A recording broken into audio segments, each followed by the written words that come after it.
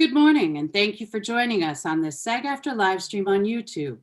To stay informed about all of our live stream and video events, we invite you to subscribe to this channel. You can go ahead and do that now. Today, we present the President's Task Force on Education, Outreach, and Engagement live stream, Smartphone Studio, an artist toolkit for mobile phone content creation. We'll be pausing throughout as we have Courtney Nimmersheim and Nicole Pancino here with us today. They are translating the program into American Sign Language.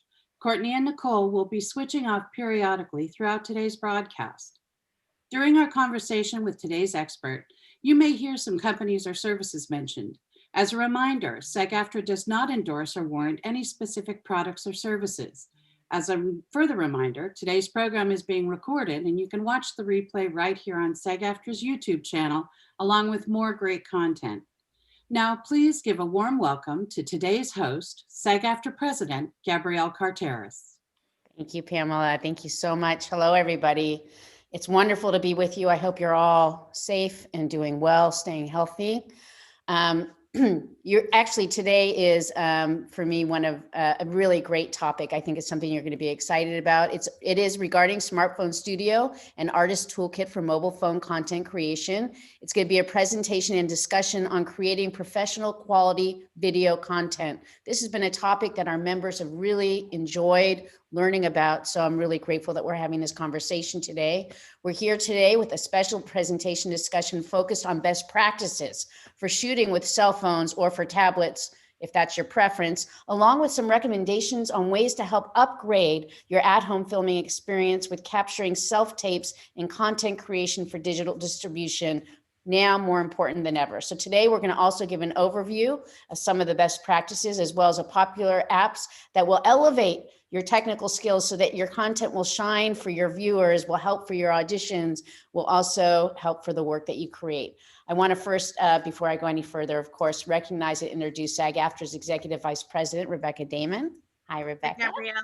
Hey. I love that you're here with us today on this event. It's good to see you. We also have with us today Aubrey Mozino. She's going to be leading us in a presentation. Excuse me. She is an esteemed industry leader. You know her. You've seen her before. She's a leader in storytelling for artists and content creators. Aubrey is here today also to share some tips and tricks for artists on filming from a personal mobile device. That's what we're doing nowadays. By the way, for those of you who are looking to create content for professional use, I want to invite you to take a look at our new micro budget project agreement. You can find it on our portal at sagaftra.org/micro. So just go to our SAG-AFTRA website, sagaftra.org/micro. This new agreement was actually designed with you in mind. It's there to provide a streamlined signatory process for independent producers, which so many of us are becoming. You should definitely check it out to find out if your project qualifies. Aubrey is the vice chair of SAG-AFTRA's LA Local Next Gen Performers Committee. She's also the president of the TV film community. We make movies.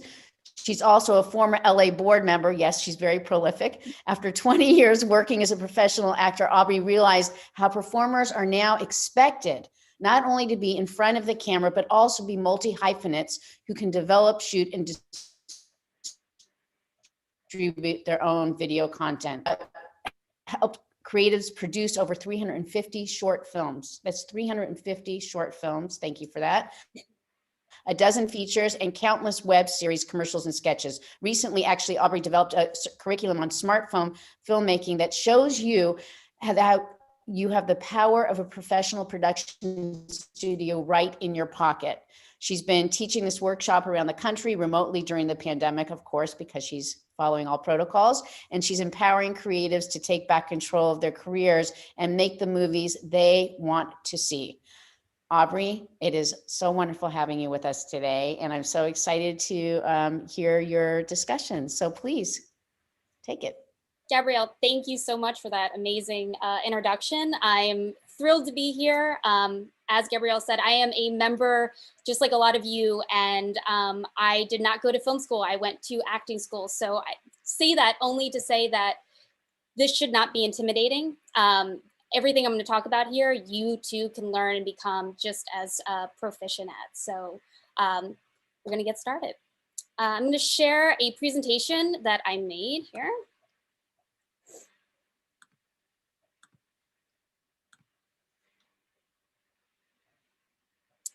All right. So I like to start with this quote from Ira Glass, who you probably know from NPR and This American Life. And he said, "All of us who do creative work, your taste, the thing that got you into the game is killer. And your taste is why your work disappoints you. A lot of people never get past this phase, they quit." And what is Ira talking about here? So I believe that he is talking about iteration. And he's talking about how when you are a creative person, you obviously are fans of people who are really experienced, really talented, and you look and you aspire and you learn from these real experts in your field. And when you start out making your own art for the first time, it's maybe not living up to the expectations that you have. So what I love about mobile filmmaking is that it allows you to start telling your stories and making video content in a way that is low risk. So that means you can fail cheaply, you can fail quickly, and you can fail often. And now, I know the word failure can be a little freaky to some people. It can be a little scary, that word. So if you don't like that word, you can also use the word experiment. You can experiment cheaply using your iPhone. You can experiment quickly using your tablet. And you can experiment often, which means that you can get better and you can shoot more content quicker, faster, and easier. And then you can then graduate to the more expensive gear, the really expensive Red and Arri cameras. And it's not to say that this is the only camera to use. I want to make that really clear. This is just a great starting point for people who are looking to get some repetitions in, get those reps in at the creative gym before you then go and plunk down a whole lot more money to make that passion project of yours using some of the more expensive gear. So this allows you to really get in there easily and get some of that, that experience in. All right, so I'm gonna start super simply, and some of this is probably gonna be a little bit obvious to some of you, but we're gonna get into some more in-depth stuff in a minute. So just want to start with something that's really important, lighting. So you can see two examples on your screen here. So on the left-hand side, you see a orchid with a giant window behind it. And you can barely even really make out the color of the orchid, right? It's kind of almost a blackish, brownish color. Can't really even see the details on the leaves. And just by rotating your sort of setup and putting the window in front of the orchid, that's what is on the bottom right-hand side here. Now you can see it's a bright violet color. There's green on the leaves. The details that come out just by using proper light is kind of amazing. So this is just a really good visual example for you to see how important it is for you to not have your main source of light, right? So whether that's a window, if you're shooting at home, or a light source, a little mini light or something like that, have that be in front of you, not behind you, because you're not going to have any details on your face. You're not gonna be able to see yourself clearly. So just really important, don't ever put yourself in front of a big window when you're shooting or doing a video conference. That's another, in the age of video conferencing, all of these rules also apply. Next slide here, I'm going to show you how to adjust the exposure, meaning the brightness of your image. This is particularly for iPhones. And the only reason why I'm not showing you an Android version is Android is sort of, a term that applies to many different brands. So you might have to look up and see how to adjust exposure on your Android phones, depending on which brand of phone you have. So each one's different. So I'm showing you the iPhone version, not because iPhone's better, not at all. Everything's equal. It's just because this is something that is consistent across all of the iPhone platforms. So when you open up your video app on your phone, this is the screen you should be seeing. And so when you tap anywhere on the screen, this little yellow square that you can see on the screen appears with a little sun image. So what I'm going to do is show you a quick little mini video on how to adjust the brightness of an image just by tapping on your screen, which brings up this yellow square, and then tapping anywhere else on the screen and dragging your finger down to lower the exposure to make it darker. And then also if you raise your finger up, it's going to make the image brighter. So you can watch what happens.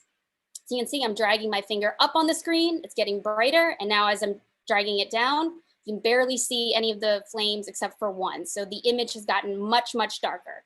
So obviously this is a pretty extreme example. You're probably not going to be wanting to adjust the exposure that drastically when you're shooting a self-tape or shooting content at home. But this is a feature that amazingly, I feel like people don't use very often when they're trying to find the best light, and maybe they're shooting at home and you don't have a professional light setup. So you can really adjust the exposure, the brightness of your image just by using the native app that comes on your phone. And I know you can do this with all Android phones as well. It's just a different process depending on which phone you have. Now, zoom. Again, everyone knows what this term means. We know that means to get the image bigger or closer. But I want to explain a term that I think a lot of people maybe aren't familiar with, is the difference between a digital zoom and an optical zoom. So on the left-hand side of your screen, you see an image that is using digital zoom. You can see here it says 5.9x, which means that that image is magnified 5.9 times. On the right-hand side here, you can see the same sort of shot, but it's only magnified 2x, meaning it is 2 times closer to the image. So the reason why this image on the left, the digital zoom, if you can look, you can sort of see the image is less clear, it's grainier, it's not as sharp as the optical zoom. It's because digital zoom basically is creating a cropped and then expanded image. It's using software to create that zoom instead of the actual lens. So the optical zoom is actually using the built-in lenses that you have on your phone, and depending on what kind of phone you have, you might have several lenses, you might only have 2 lenses or 1 lens, just depends on the type of phone you have. So the good thing about using an optical zoom is that it's not going to be cropping the image, it's not going to be expanding it, and that means degrading the image. So the resolution of your image is going to be much, much better if you only use optical zoom. So if you see here, if you're using an iPhone, you can see your choices for optical zoom on the right-hand side here. So you can have 2x, 1 is wide angle, that's your standard wide angle lens, and then 0.5 is ultra wide. Some of the iPhones now come with ultra wide lenses. So my advice is try your best to not do that pinch to zoom that we all do on our phones now when you're shooting video, because that's going to be using the it's going to be using the digital zoom, and the quality of your image is going to degrade and it's going to be grainier. So try just to use the buttons that you see on the side and use only the optical zoom on your phone. And you might need to look up and see, depending on which device you have, what your lens options are. So just keep that in mind. And again, just try your best to stay away from digital zoom. It's not a very good, clear image. Okay, I mentioned this just a minute ago. So frame rate and resolution, I just want to go over these terms if you're not familiar. So frame rate, there's pretty much 3 standard ones. There's a lot more, but there's 3 standard ones that are used very frequently within filmmaking. And so 24 frames per second is sort of what a lot of my generation, maybe if you're a bit younger than me, you didn't grow up watching a lot of movies in 24 frames per second, but most of the TV and film that we're used to watching is shot in 24 frames per second. It kind of has a smooth cinematic feel to it. 30 frames per second is what a lot of YouTube shows are shot in. It's what news, broadcast, sports, a lot of sports is shot in 30 frames per second, and documentaries, right? And so if you kind of think about what those images look like on YouTube or a documentary, they tend to be a little bit crisper, right? A little bit sharper. There's not that smooth cinematic feel. So it's usually used for more documentary or realistic based shooting. 60 frames per second, obviously can be, that's more pictures per second. So it's creating even more of those images per second to create that moving image. And that's great for, super fast action. If you're shooting high octane sports of some kind, you can use this. But also if you've ever seen any music video, I think ever, you've probably seen them shoot something in 60 frames per second and then slow it down if there's a slow-mo shot. Most likely that's how they did it, because slowing down 60 frames per second to slow-mo gives it a real dreamy, sort of very cloud-like sort of feel. So it's a cool filmmaking technique you can utilize. Resolution. So this is basically about the sharpness of your image, right? So 1080p is a high definition image. It's a completely professional quality image, and basically just means that there's 1080 pixels vertically. That's what it stands for. I'm sure you're familiar with the term 4K, and this is just basically an ultra version of high def. So there's 4 times as many pixels in a 4K image than a 1080p image. And the good thing about that is, right, it's sharper, it's clearer, more details can be seen. But the downside, and something you should think about as you're creating your own content and being a filmmaker, is that it also takes up a bigger file size. More storage is required. So you do need to keep that in mind to make sure that your device, or if you have a hard drive that you're dumping footage onto, can sustain that kind of high file size. So just something to keep in the back of your mind. But a lot of phones now can shoot in 4K, which is pretty unbelievable. That power that you have is just sort of sitting in your pocket. So really, if you can shoot in 4K, I recommend you do it, because you can add sort of a lot of different things in post-production, pans, editing. You can crop in and not have it degrade the image. So it gives you a lot more flexibility in post. So you can set your frame rate and resolution on your cameras, on your phones. Again, I'm showing you how to do it on an iPhone. You absolutely can do it on your Android as well. It's just every Android phone does it differently. So you might have to Google this and just check it out for yourself for which device you have. But if you do have an iPhone, it's pretty simple. You open up the settings menu. So on the left-hand side, you'd open up settings, scroll down, you got to scroll a little bit, find the camera option. Once you click that, this menu, number 2, is going to appear. You would go down to this option that says record video. You click that, and it's going to open up this 3rd menu option. And here you can see you can shoot at 720 HD at 30 frames per second, 1080 at 30, or 1080 at 60. And then it gives you options for 4K. I always recommend, if you can shoot in 4K, choosing that option. And for documentaries, or if you're doing a self-tape, 30 frames per second is what I would recommend, but 24 is absolutely a fine choice as well. It's kind of personal preference in terms of how you like the look of your image to feel. Oh, some animation here. So yeah, go to camera, go to record video, and then select 4K at 30 or 4K at 24, or do 1080 at 30 frames per second is a completely fine professional image as well. So another filmmaking sort of concept that I do want to go over as well is this rule of thirds. And a lot of you are probably familiar with it, especially if you are into photography. This same concept applies to still photography as well. But basically, it's a concept where they realize that when human eyes are looking at an image, they tend to gravitate towards these horizontal and vertical lines that you see on the screen, and especially the points of intersection of those places. So human eyes just tend to naturally go there on an image. Without that grid, if that grid was not even there, that's where we would sort of naturally start focusing our attention. And so when we know that, we can use that to our advantage as filmmakers and start placing the important elements of our shot along those horizontal and vertical lines, and especially along the points of intersection.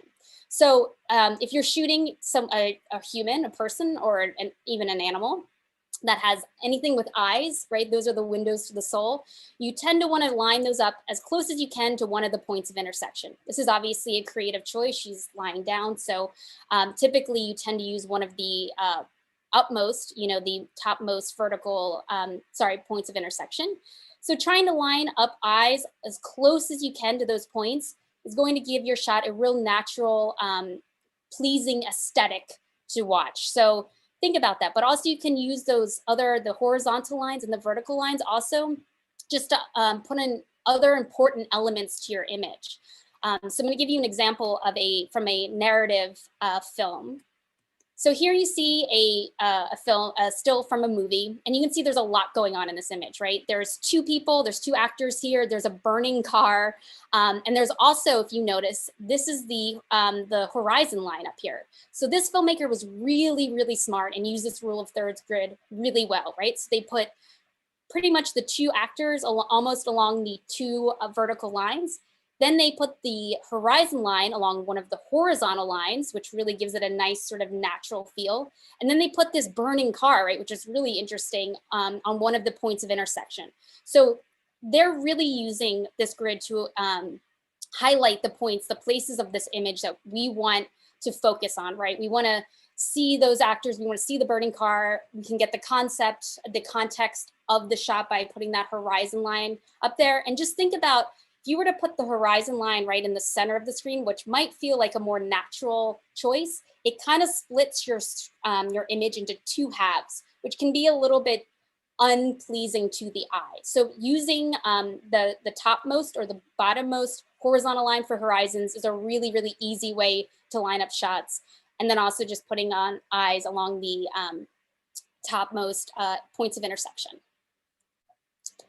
So you can also, your phones also have this built-in rule of thirds grid that you can turn on that is just an overlay. They won't show up in your videos or your still photos. It's just used as a guide. So if you have an iPhone, you would go back into that camera setting that we talked about before, and you would see an option here that says grid, and you would toggle that switch on so it's green. If it's green, that means the grid will be on. If you do have an Android, typically it's found in the same place, but you might have to double check. If you open your camera settings, and then it's usually listed as grid lines. So if you were to toggle that switch off to on, you also, next time you opened up your native camera app, you would see that overlay just over the screen, and you'd be able to use that to set up your shots in a really, really professional, pleasing way. Yeah. So this is just a sort of a concept that I want to touch on as well. So audiences are much more forgiving of poor quality video than of poor quality audio. So I don't know if you've ever watched a video or a movie with bad audio. It is kind of unbearable.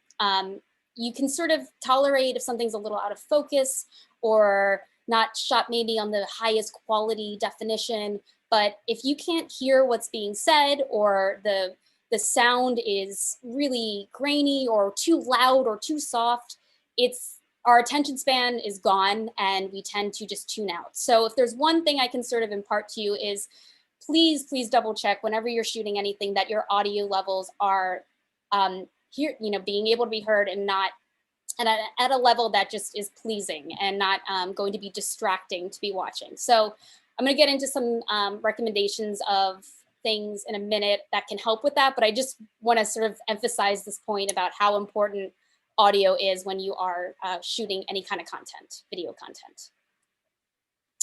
So I'm going to make some recommendations starting now. So I'm going to start with an app that I love. This is my personal recommendations. Everything I'm going to talk about are things that I personally use and love. But there's obviously a million different things out there. So this is not by any means the only way to do it. So Filmic Pro is an app that is for both iPhones and Android. So it works on both, which is great. And it's pretty affordable. It's only about $15. And what it does is turn your phone, your device, into a completely manually adjustable camera. So all of the things that you can adjust on a professional camera that you would see on any kind of set, you can sort of basically do now with your mobile device. So it's really powerful for only $15. So there's one sort of thing that I would say invest in. This might be it. So basically all the things, I'm going to give you a quick little demo on how to use some of the more advanced features and really upgrade your shooting at home, because it's really cool and it's really easy to use. And it's going to be really fun. And then I'm going to show you another companion app, which is free, that Filmic Pro put out. That's called Double Take, which does something pretty spectacular that you can't even do with professional cameras. So I'm going to, by the end of this, convince everyone here that shooting with your devices is just as cool. So I'm going to switch over here and do, sorry guys, new share here.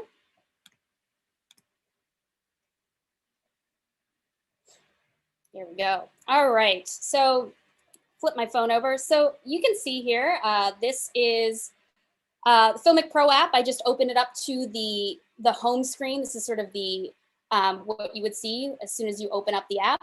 And I have my lovely model here, Mr. Al. He works very, very cheaply. I'm working on getting him into the union as we speak, so fingers crossed here. But I'm basically just want to show you, when you open up your screen, you're going to see a circle and a square. The circle is your exposure reticle. So this is going to adjust the brightness of your screen like we talked about using just the native app. So if you move this circle around your screen, you can sort of see it auto adjusts. A little bit hard here. I'm going to try to do it a little bit drastically. I might too bright here, so we'll pause on that. But this is, if you don't want to have to do a lot of the manual adjusting yourself, you would sort of just put the circle on your main subject, your main area of focus. So that would be my little assistant Al here. And then your square is your focus reticle. So where you want your camera to focus. So I'm going to put my square right over his face here. And you can see I have the rule of thirds grid on my camera lined up. So I'm going to put his eyes, like we talked about, on that top right point of intersection. Now, one of the really cool things about Filmic Pro is if you want to get more precise with your exposure or your focus, what you do is you come down here and you're going to tap this little button on the bottom left. You're going to see these wheels pop up on the left and right side. I'm going to tap this A button next to it, and this is going to turn on some what they call live analytics. So you're going to be given visual cues to see if your shot is well exposed and also if it's properly in focus. So I'm going to start adjusting the wheel on the left-hand side. And as you can see, there's these zebra stripes that appear, sort of blue. And if I go up here, there's some red ones that appear. This is indicating areas of low exposure or high exposure. So basically the red areas are where areas that are too exposed. If I let go, you can see that window is really blown out. It's not, this is too bright. The image is just too bright. You can't really see the details on the owl's face or at the window. So the blue areas are areas that are too dark, right? So if I was to pull my wheel all the way down here where the screen's almost entirely blue and let go, you can see the image is just too dark in the background, right? You can't see the details back there. So what you want to do is sort of get as much of a balance as possible. So as little red and as little blue as you can. I'm going to say something like that. I'm going to let go. Looks pretty good. All right, we can see him pretty well, and we can see the background pretty well. Now, if I do start adjusting the wheel on the right-hand side, you see these, this green sort of outline appear. This is letting you know the area that is in critical, meaning sharp focus. So if I adjust up here, you can see now the Christmas tree in the background and the window is highlighted in green. So that means if I let go, that's where your camera is focusing. So it's not going to be, your foreground won't be in focus, it's focusing on the background. So if I start adjusting again and try and get the green on the owl's face, sort of like this, that's where the most green is. I let go, and you can see he's in really, really crisp, sharp focus. So for beginner filmmakers that are starting out, if you're not sure, right, if your shot is in focus or exposed correctly, Filmic Pro can really help you visually see whether or not you are using proper lighting and if you're focusing on the right thing. There's so much that this app does, but I know we only have a limited time, but so I'm going to go over just a few other things. Down here underneath this time code bar, which if I hit record would just start counting the time code, is a tiny, tiny, it's kind of hard to see, tiny white vertical bar. This is your audio levels. So hopefully you can see on the side of your screen here, I'm gonna, some audio levels as I talk, bumping up and down on the right-hand side, right? You see some green audio levels sort of dancing along the right-hand side. So if I pull my audio adjuster bar, if I slide it all the way down, now when I'm talking, right, you don't see those bars jumping up and down because my gain, meaning the sort of volume of my audio, has been pushed all the way to the left, has been silent sort of the most. So we want to make sure that we, right, audio is the most, I think it's the most important component of a good video. So we want to make sure that we drag that bar up a little bit more until those dancing bars reappear. And as long as you're not seeing any red, if I was to start talking really, really loudly, you might see some red up here, then you would be in a good sort of field. So if you see red, that means your audio levels are peaking, meaning you're too loud. You need to adjust that, that audio level down a little bit. So right here, I'm in the green and yellow, so I'm in good shape. The next sort of thing I want to talk about is this gear wheel. This opens your settings menu. So this is where you would adjust your resolution and your frame rate, just like we did with our native app, but we can do it within Filmic Pro as well. What's neat is that if you know you're shooting for, let's say, Instagram, you can sort of put this overlay on there so you can sort of see what that square frame looks like. So you know you're not going to be shooting something that's not going to fit within that image.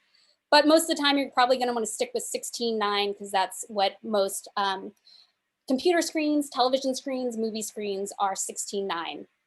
I'm going to bump up my resolution here to 4K. And then frame rate, I'm already on 30, so I'm in good shape there. As you can see, if you wanted to turn on that rule of thirds, if you didn't already, that guide button is here. So if you tap that, that's going to turn it on. And now I'm going to show you the thing that I was alluding to, that Filmic Pro has another app called Double Take. So if I open up this camera menu here, this is where you can see that you can select between the different lenses that your phone has. Again, there's going to be a different option depending on which device you own, but you can switch between the wide to the telephoto, which is the zoom, right? So if I do that shot again, you can see here's telephoto. And if I'm not even moving my camera, I go back to wide, it's much further out, right? But under this setting as well, because I've downloaded this other app, is this option that says double take. So I'm going to open that up. Now, double take allows you to shoot with 2 different camera angles at the same time, which is a game changer. And the reason why that's a game changer is, I'm going to move him over there so you can get a little bit thing. I can do a shot, reverse shot, right? A simultaneous conversation with 1 take without moving the camera, without relighting if I have it set up right. So we could shoot a scene, a dialogue scene between me and this owl, and we could do it with just moving the camera. So we could be using the selfie camera on me, and we'd be using the wide angle lens on the owl. So this to me is a very, very cool thing because you cannot do this with professional cameras, right? You have to either have a second camera or you have to turn around the shot, right? You have to move the camera. So this is just a really, really cool time saver, and time is always money, right? So if you can shoot faster, you can shoot a scene, a dialogue scene in 1 take, you can obviously save a lot of time and a lot of money that way. You can also, though, if you didn't want to do, let's say you didn't want to do a shot, reverse shot, you wanted to do a wide and a punch in at the same time. So I would select the wide and the telephoto. I'm going to hit confirm. And now you can see that if I was to hit record, as I just did, I would be getting the punch in and the wide angle shot at the same time. So I know this is nerdy stuff, but I love it because I just think this is something that is so unique to using a mobile device that is really important when you're working on small budgets to be able to shoot quickly and efficiently. So this is why this app to me is just such a huge game changer. And if you need to move the camera, you can move the picture-in-picture all around the screen just in case you are shooting something and that's kind of getting in the way. So you can even hide it completely, and it'll still shoot the second angle. But if you want to see a better image of that, that 1 shot, you can. All right, so I'm going to go back to my presentation and just go over a few recommendations I have. A second here. All right. Sorry, guys. 1 second.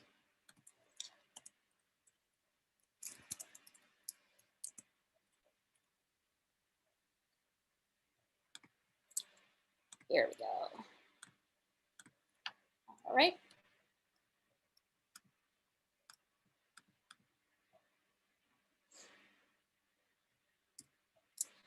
So again, these are just some of my personal favorites, but there's plenty of gear out there that is just as great. So if you have something that's working for you, no need to change, but here's some things if you are looking for recommendations.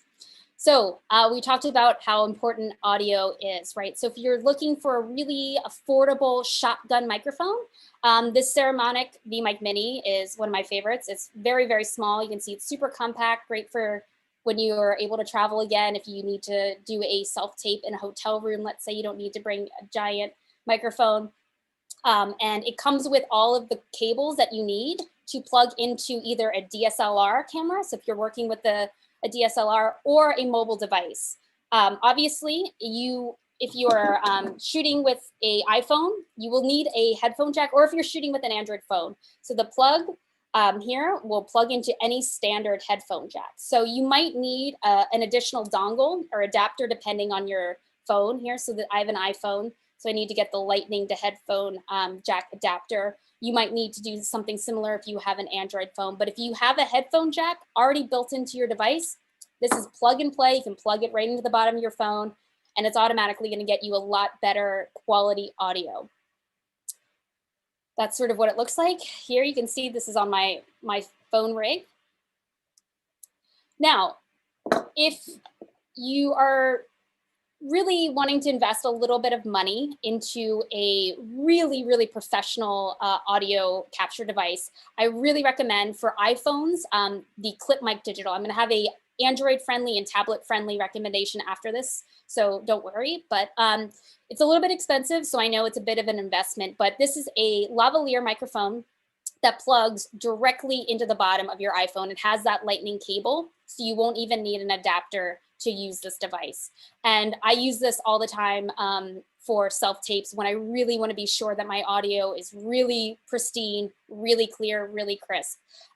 It's as professional as any lavalier that you might have on a set. So it's a bit of an investment, but again, really worth it if you are wanting to make sure that your audio quality is top notch.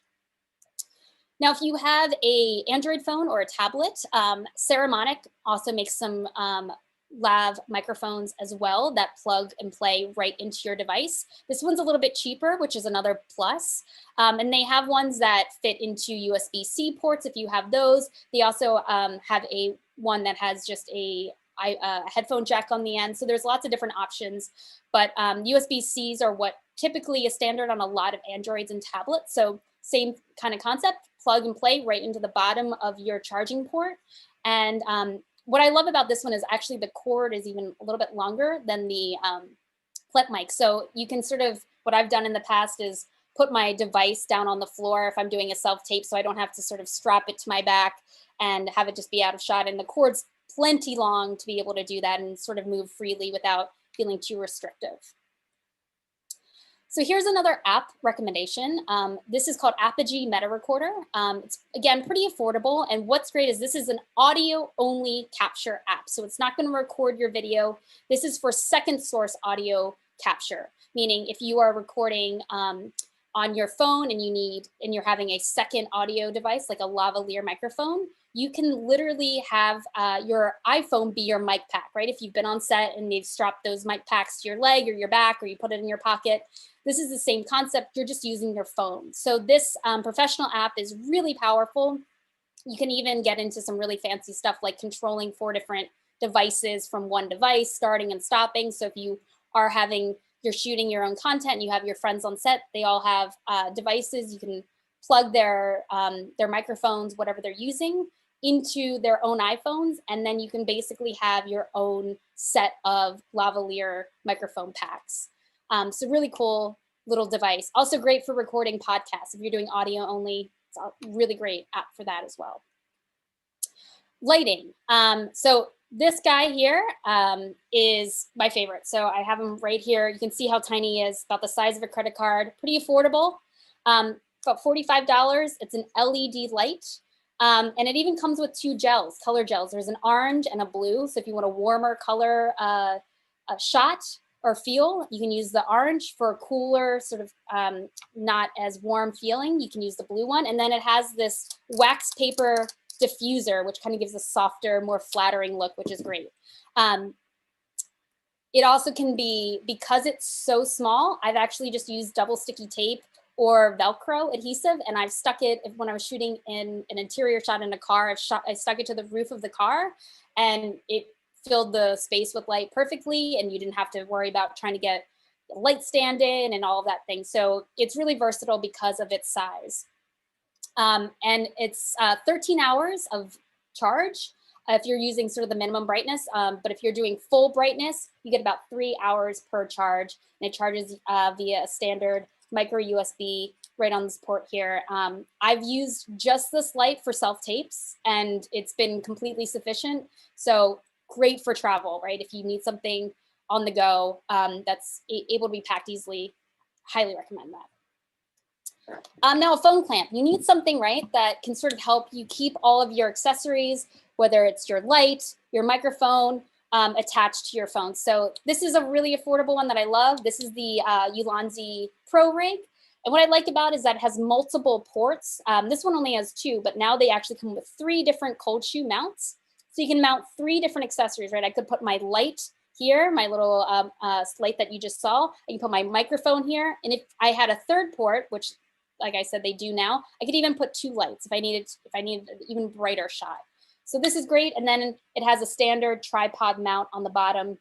And you can also mount it sideways if you want to do a vertical shot or horizontal. This is very versatile and you can do either one with that rig. Tripods, kind of obvious. I know we all are probably familiar with this. This is a bit of a higher end recommendation, but I love it because it does a bunch of things. It's sturdy enough to have a to hold a DSLR camera, but it's compact and light enough. It's about this tall when you fold it up to be portable. And you can also take out just the center column and use that as a monopod, which is neat if you're shooting sort of when there are crowded situations. That's a great way to sort of shoot in more public environments. A more affordable option is the one you just saw, is this tabletop tripod, right? So if you don't need something that needs to stand on the ground, you're maybe using this only for video conferencing because you're at a desk. This is a pretty affordable option and really obviously compact, easy to travel. And then a sort of more budget option, if you do need something that's taller, Ravelli makes a whole bunch of different size tripods, very affordable. I love it because it fits in my backpack when it's collapsed. So check out all the different sizes. They have something that'll probably work for everyone. The fun little thing, this is again a bit of a splurge item, is a gimbal. So basically what the gimbals do is they make your smartphone a Steadicam. So if you've ever seen that sort of floating, very cinematic look, that's created using a very large backpack and balancing device, usually with those higher end cameras. But for mobile devices, all of that is in something that is this compact and this size. And it's pretty affordable. This is about $100.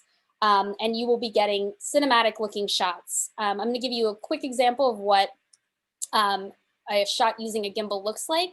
So you can sort of see I'm using this gimbal, I'm panning up, panning down, and it's just taking out that jitteriness, the shakiness, and it's going to make it look much more professional. All right. 2 more slides and then we're wrapped up here. So just talking about post-production. Basically, there's 2 apps that I love depending on what kind of device you have. So LumaFusion is $30, but it is a very pro editing software. It is unfortunately only for iPad or iPhone right now. But if you've ever used Final Cut Pro X, it's very similar to that. So you can do all of the things that a pro editing suite allows you to do. Color correction, multi-track, transitions, all of that, all on your iPhone or iPad. So you can literally shoot, edit, upload your entire self-tape or content from your device, which is pretty cool. If you don't have an iPhone or iPad, another great option is if you're familiar with Premiere. Premiere has a mobile-friendly app called Premiere Rush. It's a subscription service, so you do have to pay monthly to use it, but if you are familiar with Premiere and you don't have an iPhone, this is a great option. Again, completely pro editing options, allows you to do so much that you can do on a desktop. So those would be my 2 recommendations depending on the device you have. And that's it. I know I threw a lot at you, but please reach out if you have questions. You can find me on Instagram at aubrey.mozino. I'm happy to talk about this stuff all day long because I love it. I'm so into it. So please don't hesitate if you have more questions. And yeah, I know there are some questions, I think, from members that came in. So I'll turn it over to you guys.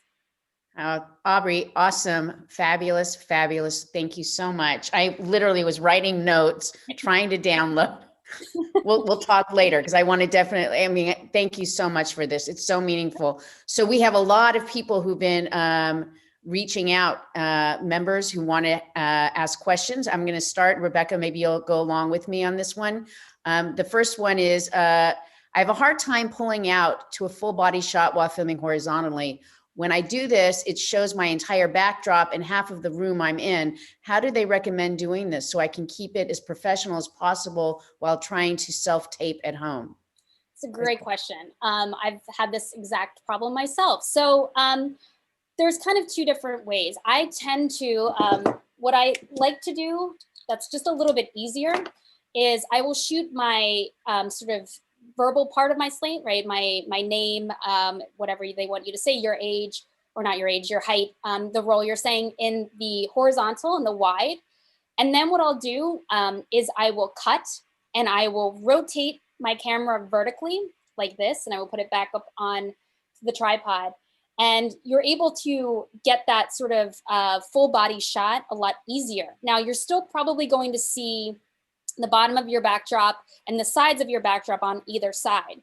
But what I then do is, because I'm shooting in 4K most of the time, because your iPhone can do this, it's really easy in any sort of editing software to punch in and sort of crop out the stuff on the side. So that's usually what I'll do is I'll just shoot it vertically, and then in editing in whatever software you're using, you can just sort of punch in a little bit, crop out the black, put sort of black bars on either side, and it just sort of looks like an image. And it's worked really well. It might seem a little bit weird to have the orientation switch mid-slate, but it actually seems pretty seamless, and gotten really good feedback from casting on that method. So that's great. Thank you so much for that. Rebecca? Yeah, we had so many great questions. We had a mom writing in, or maybe it's a dad, I'm not sure, saying, my daughter is a SAG-AFTRA member, age 11. What are your suggestions for the best way for her to learn about shooting on an iPhone? So they obviously have an iPhone. I think they're taking the class today right along with us. So what do you suggest for somebody that's age? I kind of think sometimes when you're younger, all this is actually sometimes easier because you're native to the technology. 100%. I can tell you from firsthand experience, we taught elementary school students. We had a weekend workshop where we literally taught them how to shoot, edit, and distribute screen a short film in one weekend. And we've also done it with senior citizens. We've done the same workshop, and I can tell you that the elementary school students flew through it. It was so natural. They already know how to use devices much better even than I do. So what I would just say is, sort of going back to the iteration idea, right? You cannot shoot too much. What's great about digital, right, is you can delete it. You don't have to pay a lot of money to keep shooting. So just giving your child or student access to a device, sort of giving them the basics. Hey, here's what the rule of thirds is. Here's how to set up a shot aesthetically. A lot of times they want to start shooting vertically, right? Because that's what a lot of social media is, the vertical shots. Just say, hey, for professional video, you should shoot professional videos horizontally. Get them to get familiar with holding the phone like this, using the rule of thirds. And then my favorite sort of exercise to do with anyone who's just starting the filmmaking process is what we call a 5-shot challenge. And what you should try to do is tell a story using only 5 shots, right? So think about it. The establishing shot is usually why we want to get the context of whatever the environment is that the story is happening. And then 4 more shots after that that tell a story from beginning, middle, and end. And it's really challenging, right, to not do 1,000 shots. It's a little bit harder to do only 5, but if you can tell a story in 5 shots, you're a filmmaker. That's the bottom line. So just practicing and telling different 5-shot stories is really going to get those reps in, and I think be really useful learning tool. Excellent. This is so good. All right. I'm getting actually questions on so many different pieces of equipment right now because people are so excited. One of the things, I've upgraded my equipment for recording auditions at home, ring light, camera stand, backdrop, and editing program. But next, I want to upgrade the audio while recording on my Android phone. What are the best options for microphones? A LavMic, I know you talked about it, but maybe you can say one of the best. Sure. LavMic, wireless, or Bluetooth. So one thing I didn't mention is, yeah, the question between Bluetooth and wired. I prefer wired, even though it's a little bit clunkier, only because if your audio even cuts out for a second, right? Bluetooth is a little spotty still. It's not a perfect technology. And you don't want that awful feeling when you nail that audition and then you go and watch it back and then all of a sudden your audio dropped out in the middle of it and you're like, oh, I have to go reshoot it. So to me, I just prefer wired because it's a little bit more secure. It's a little bit less risky of something in the ether sort of getting messed up. So I love Saramonic. They make really affordable lavalier microphones for Android and tablets. They have a bunch of different options. If you have a USB-C port, it just plugs right into the bottom of that. But I mean, obviously, if you can use a lav, that's great. If that's not possible, a shotgun microphone on the top of your rig, like I said, this one is really, really easy to use and it's compact and it's just going to get you much clearer, much more professional sounding audio. When you use the microphone on your device, it's trying to it's not sure where the sound is coming right. So it's kind of recording in a more of this kind of direction. Why it's called a shotgun microphone is like you can point it directly at the audio source. So it's really going to be focused on where the audio is coming from. So it's going to be a lot less echoey, a lot more crisp, and a lot clearer. Will you spell Saramonics? Is that what you said? Saramonics. Yes, Saramonic. SARAMONIC. Thank you, Saramonic. So people, I just want to make sure if they're trying to write it down, they knew how to do that. Rebecca? Yeah, I got a note from a friend who's a little technologically challenged from time to time saying that they wanted to be a farmer now after having worked in the business for decades and decades. And it sort of tracks back to what we were just talking about, Aubrey, and one of the other questions that came in from one of the members about, are there options if you are an older performer? Like, could you go to the foundation and take some basics? What are the different things that you would recommend for the people who, like, all of this is brand new? And I know and the other question that we got coming in was, is this going to be available for me to watch it again? And so, yes, the answer to that is yes, it will be available for people who need to kind of go through, pause, take some notes, do all that. So do you have recommendations for the people where this doesn't come easily? Yeah, again, I think it's the same sort of thing. It's just challenging yourself to keep shooting. And, that's why I love starting with that Ira Glass quote, because we can get really easily dismayed when we shoot something and it doesn't look good, because I know we all hold ourselves to really high standards being performers and being creatives. And so it's sort of pushing past that point of resistance when you're starting out and saying, no, I'm going to keep practicing. I'm going to keep going. All right, I realize that my camera angle, sometimes, all right, I shot from the bottom up. That didn't look so good. Maybe I'll try putting the camera at eye level this time. Oh, my lighting was really dark. Okay, maybe I can adjust the exposure on my device, or what kind of lights do I have in my environment, whether it's a window, right? Windows, natural lighting is so flattering, right? So if you can put yourself in front of a nice big window, you don't even need a light a lot of time, but there's so many tutorials out there. If you are looking to learn about one particular aspect of filmmaking or one particular app that I even mentioned, there's countless, thousands and thousands of tutorials from just, you can say, typing in adjusting exposure using Filmic Pro, or how to use how to get color balance in a editing app, how to adjust your color in editing. Just type in the keywords, and I promise you there's a lot of nerdy people just like me out there that are putting out a lot of free tutorials. So there's a lot of resources. Thank you so much for that. I'm happy to help the farmers. So there you go.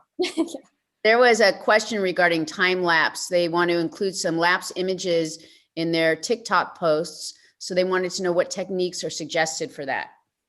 So what's cool about TikTok is they have a lot of transitions that are built in. So a lot of time you don't even need an extra device. They sort of have the software, the editing built into it. But going back to my really fun gadget, my gimbal here. So this particular gimbal comes, or you can download a free app that's a companion app for it.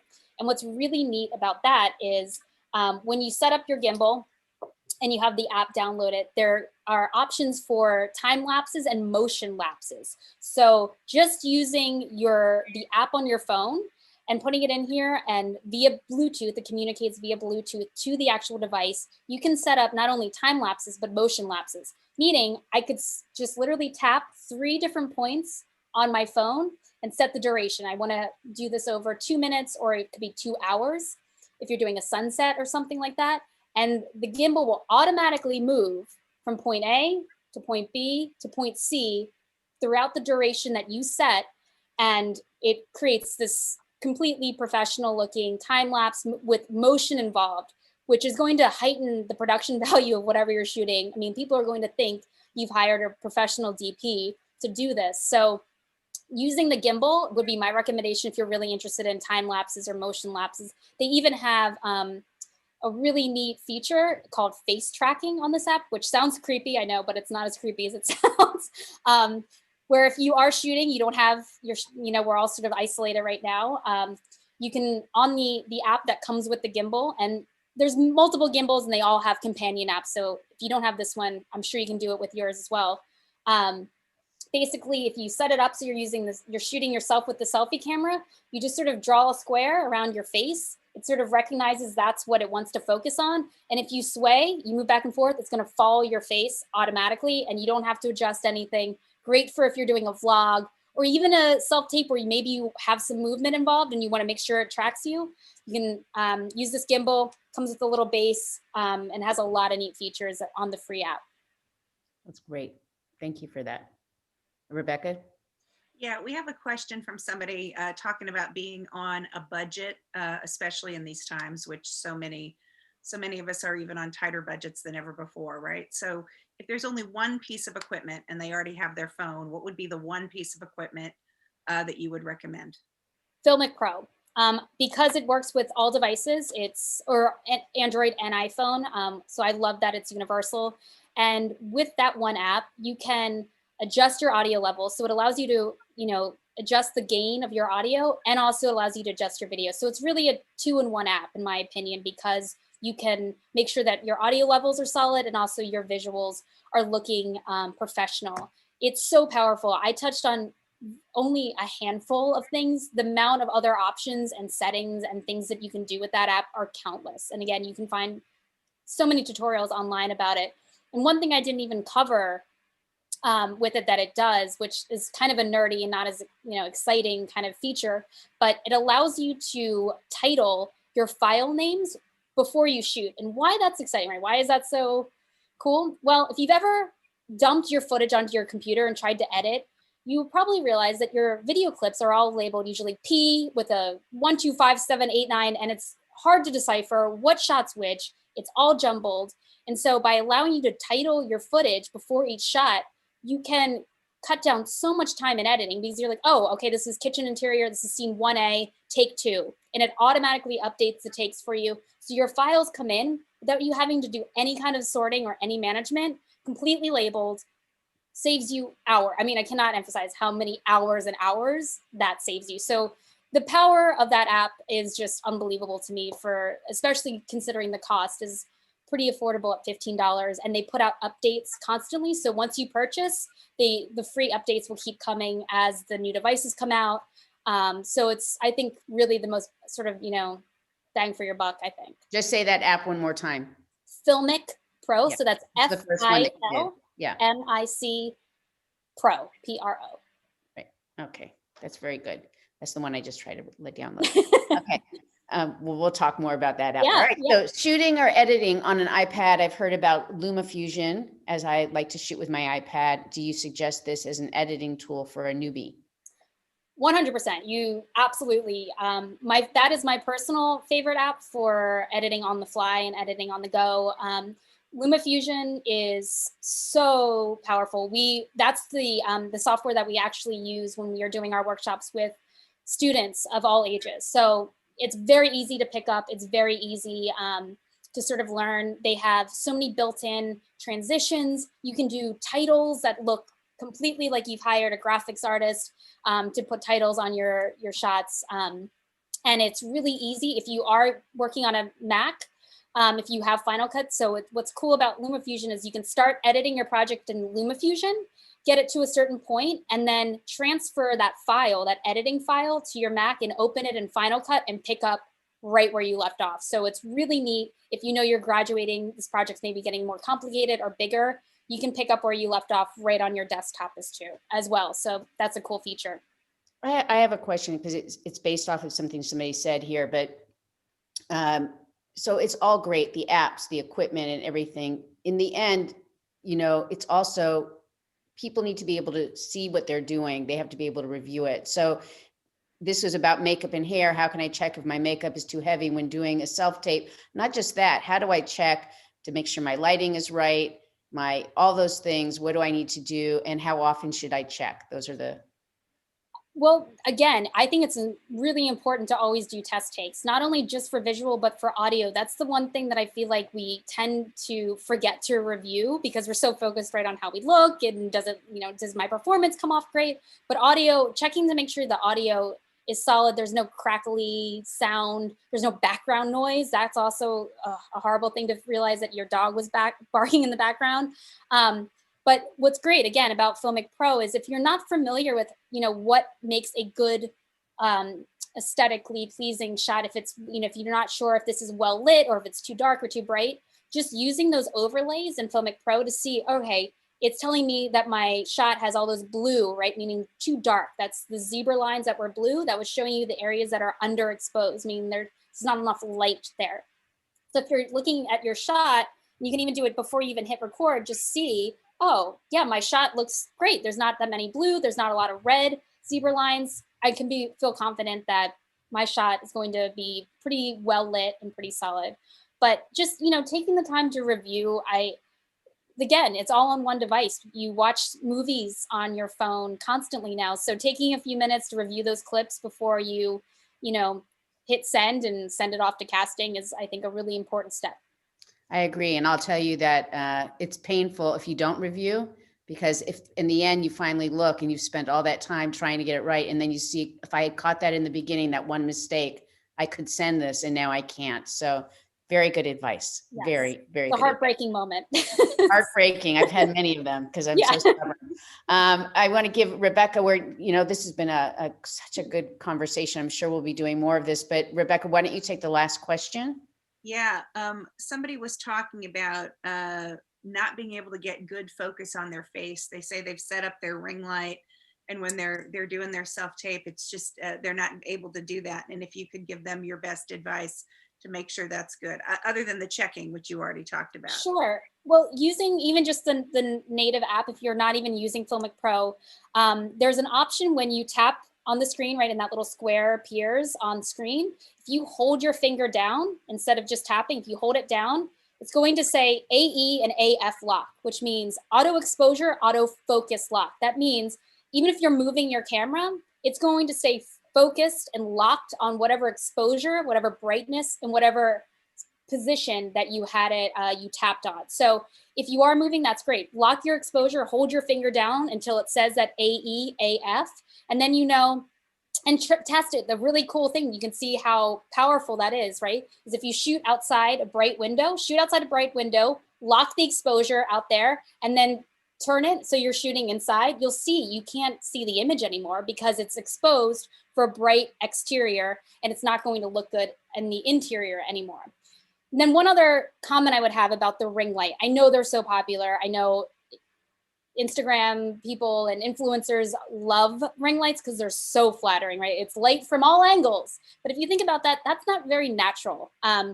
We are not often lit from down below. I mean, you can see there's shadows underneath all of your face. That's kind of a natural experience. That's what we are used to seeing in our everyday life. And so I tend to not love ring lights because they can come off seeming like a little unnaturally, like almost too pristine, too realistic looking, or too dreamy like looking.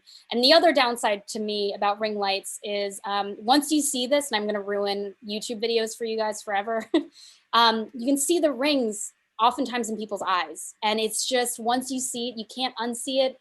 And I always find that could be distracting. You don't want casting to be looking at those weird circles in your eyes. So I tend to prefer sort of the flat LED lights that I was talking about, the flat panels sort of head on, because you're going to still get the natural shadows that you should have if you're just sort of conversing with someone in everyday life. So that might also help sort of with some context, a little bit more depth to your image, a little bit more realism and contrast to the shot as well. That's great. All I'm thinking about as you're saying this is clearly it's important to practice. I was thinking outside of waiting for the audition or waiting for what you want to shoot, if you're shooting something, practicing is so meaningful. So experiment, yes, just Yeah. keep experimenting. That's my great. Really wonderful. Thank you so much. And you keep calling yourself a nerd. You have to stop that. Anyway, it was a great discussion. Here. I cannot tell you how much all of us appreciate this. And we appreciate you all for joining us in this live stream event. I've learned so much. So I know if I've learned today, everybody here has really learned a great deal. It's wonderful. So on behalf of the team here at SAG-AFTRA, we want to say thank you all of you for taking out the time to be with us. It's been a real pleasure. Special thanks to each of you who have been tuning in every week to our President's Task Force on Education Outreach and Engagement live streams. This is meant for you. It is meant for you and for what you want to be able to do with your work. So if you haven't already, while you're here, please subscribe to SAG-AFTRA's YouTube channel, get updates on the great content we're posting. And I want to say thank you, stay safe, stay healthy, and see you soon. Take care.